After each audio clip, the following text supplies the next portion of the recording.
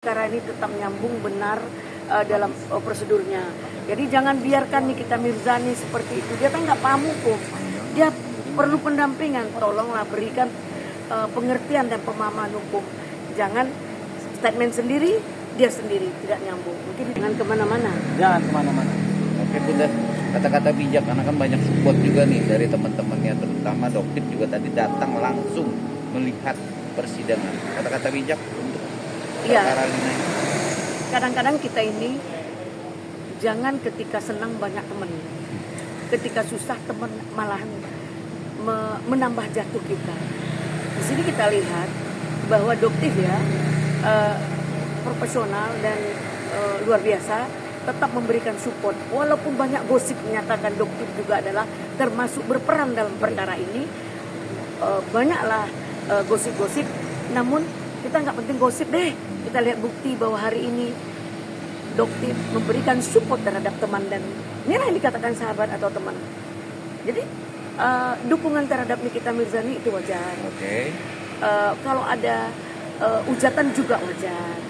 Itu namanya netral. Apalagi kita dalam berperkara dan masalah yang luar biasa saat ini, yaitu pemerasan. Dan selama ini ada disampaikan oleh Mail bahwa mulut Nikita Mirzani ini mahal. Nah, artinya inilah bukti kemahalannya. Nah, namun ada yang menganggap Nikita Mirzani walaupun mulutnya seperti itu, dia ada baik juga. Kadang-kadang satu sisi dia ada juga nolongin orang, bersikap yang positif. Jadi kita ini nggak sempurna. Jadi makanya pro kontra itu adalah manusiawi sekali. Itu mungkin bagi saya pro kontra tetap ada untuk hidupnya. Apapun itu, politik ataupun perkara dalam hukum. Oke, untuk kata-kata untuk dari Rasis buat pertanyaan Bang Rahmat, kata bebas itu belum terbukti kalau hakim belum menyatakannya. Karena kan rumor Nikita Mirzani bisa bebas. Apa kata-kata yang terungkap dengan pandangan hukum kalau ini sedang lagi berjalan? Apa? Baik. Jadi setiap orang yang mendalilkan maka dia harus membuktikan. Ketika Nikita Mirzani menyatakan dia akan bebas, maka dia harus membuktikan kebebasannya itu bagaimana, kan gitu. Artinya pertarungan masih panjang, persidangan masih panjang, masih ada sekitar 5 bulan lagi. Kami akan mengikuti persidangan ini. Masyarakat akan mengikuti seluruh persidangan, mulai dari dakwaan, kemudian eksepsi, ya kan, bahkan sampai dengan pembuktian, saksi-saksi kami akan ikutin sampai pada akhirnya keyakinan pasti akan terbentuk sendiri. Ketika memang penasihat hukum dari Nikita Mirzani mampu membuktikan ketidakbersalahannya, pasti opini publik juga akan mengarah ke sana. Tetapi jika tidak mampu dan hanya omon-omon dari Nikita Mirzani, ini akan menjadi bumerang, gitu. Bahkan akan membunuh karir sebagai artis atau public figure terhadap Nikita Sendiri pun dari pihak Nikita Mirzani juga membacakan petisi untuk ke presiden. Gimana itu? Apa?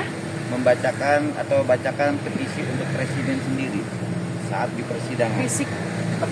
Petisi. Dalam hal ini Nikita Mirzani silahkan apa saja dilakukannya untuk pembelaan itu sah saja. Namun tapi disampaikan pada koridor yang lebih tepat gitu. Ini menghadirkan jadi ketika dia menghadirkan kesaksian dan pembuktian. Nah, ini belum waktunya dia sudah menyampaikan itu. Nanti kan ada pledoi. Ini kan baru sidang pertama. Menurut saya ikuti aja. Jadi jangan dia seenaknya aja semraut. Makanya kita sebagai penegak hukum yang mendampingi dia, tolong dong diberikan pemahaman hukum kepada klien kita. Apa-apa yang menjadi kunci utama dalam perkara ini. Nah, dia sebelum itu dia sampaikan ini dalam baru tahap awal. Baru tahap awal ceritakan apa saja yang bisa, buka seterang-terangnya. Nah, apakah benar ada TPPU di situ? Apakah dia pengancaman? Jika ada pemerasan, itu udah pasti ada pengancaman. Pasti itu barengan. Nah, kalau ada perjanjian, dasar apa dia berjanji? Kan dia ada masalahnya kan masalah produk. Nah, Kalau produk dia ada perjanjian itu kan mustahil. Tapi kalau ada perjanjian bisnis itu bukanlah pemerasan. Mungkin uang prestasi, tapi mereka kan tidak berbisnis. Nah, ada yang minta uang yang melalui mail tersebut. Nah, mudah-mudahan jalanilah proses hukum ini dengan tahapan-tahapannya.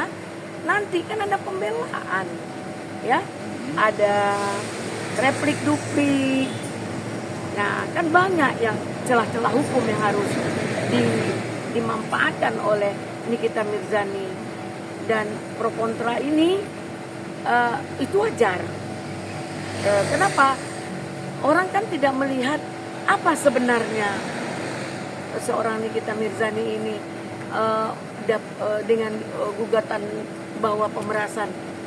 Mereka dianggap tidak ada melakukan pemerasan. Disinilah pembelaan tersebut. Padahal uang itu ada. Contohnya waktu tahap 2 penyerahan Nikita Mirzani, uang itu diserahkan ke jaksa sebanyak 3,5 miliar dan 1 buah mobil Alphard, ya kan? Dan ada beberapa pembuktian, ada barang-barang bukti yang lain yang diserahkan kepada kejaksaan.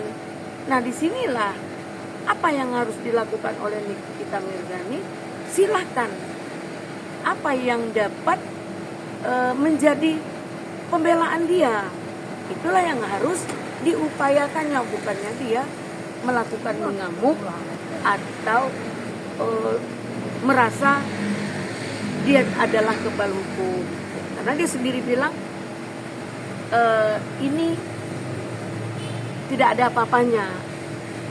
Terus dia juga pernah bilang bahwa dia lebih baik masuk neraka daripada masuk surga. Nah, dia akan ketemu dengan artis-artis yang luar biasa, artis Hollywood. Nah, di sini saya melenceng sedikit. Kenapa? Tanam tuai, tabur tuai.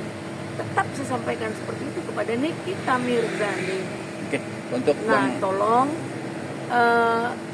supaya lebih soft, pelajari dakwaan itu, konsultasi hukumlah dengan pengacara Anda, dan tolong pengacara berikan pemahaman ketika dia akan melakukan tanya jawab di persidangan. Begitu ya, Rahman. Ada, itu gunanya kita sebagai penasihat hukum. Ini gini. Ada rule-nya, ada step-stepnya. Ini ujuk-ujuk sudah masuk step yang belum ada waktunya. Nah, di sini sekali lagi hari ini adalah awal dari persidangan. Mudah-mudahan kedepannya lebih soft dan lebih bijaksana, lebih dewasa, dan masuk pada substansi dakwaan tersebut. Begitu ya.